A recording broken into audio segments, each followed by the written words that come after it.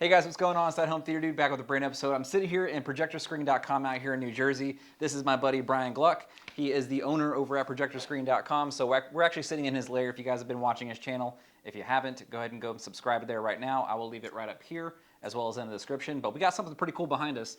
It's being pretty washed out with some studio lights that we got right here, but these are just gonna be on during the intro itself. So we're gonna let you guys know about what we got, and we're gonna do it right after the intro.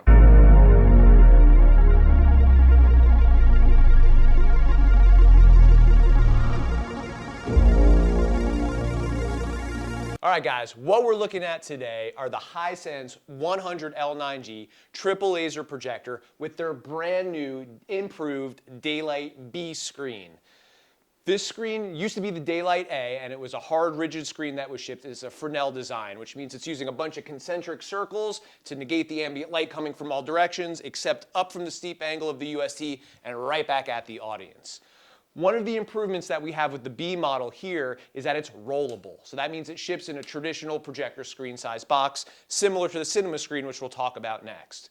One of the other advantages of the new and improved design is the shape of the actual frame. It's hard to tell in the video, but this contours outwards. And what that does is it helps mitigate the effect of that phantom DLP halo that you see with a lot of these USTs and the traditional thin bezel design.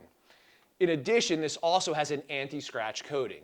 So unlike the lenticular screen of the cinema screen that's made up of a whole bunch of different ridges that can relatively be easily scratched, this is ultra smooth and it's scratch resistant, which makes it possibly a better choice when you have small kids like both Chris and myself have at home, and always something to be concerned about. One of the primary differences between the Daylight and the cinema screen is that this is intended for a brighter room. It's a higher gain. This is a 1.0 gain versus the 0.6 gain of the cinema screen. With the higher gain, what you have is a brighter, punchier image. However, it is at the expense of the viewing angle. Now, this does have an improved viewing angle over the previous generation of Daylight screen, but it's still not nearly as wide as what you're going to find on the cinema screen.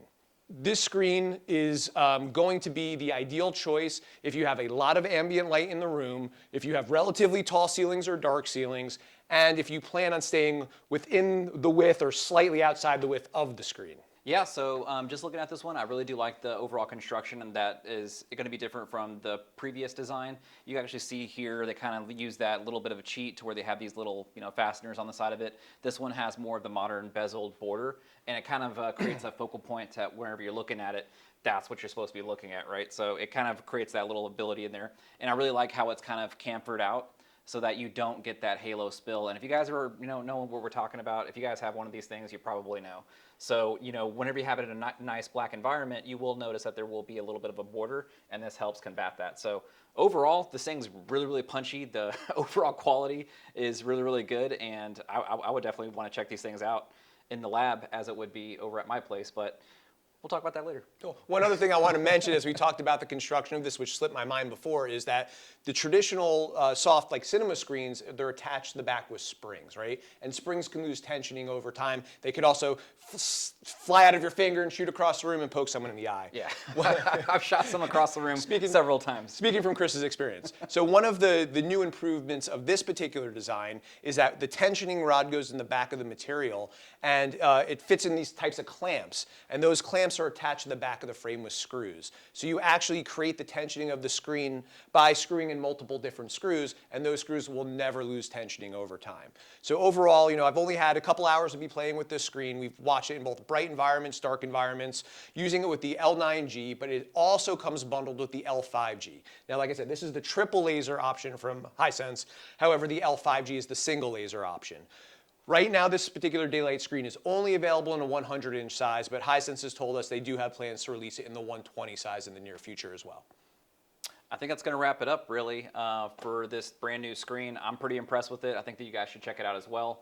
I give this my seal of approval. If you guys want to grab one of these, projectorscreen.com. I'll leave links down in the description. You guys can also go and check out Brian's channel, projectorscreen.com, again, over on YouTube. I will leave that down in the description as well as right up here. So if you guys want to go check him out, go ahead and give him some shine, because no one really knows he's over there. He has like 3,000 subscribers. Come on, guys. Please help me. I'm unknown. You got a starving artist over here. That's all I got for you guys. Make sure you like, share, and subscribe, and I'll catch you on the next one. Cool. Keep projecting. Keep on projecting.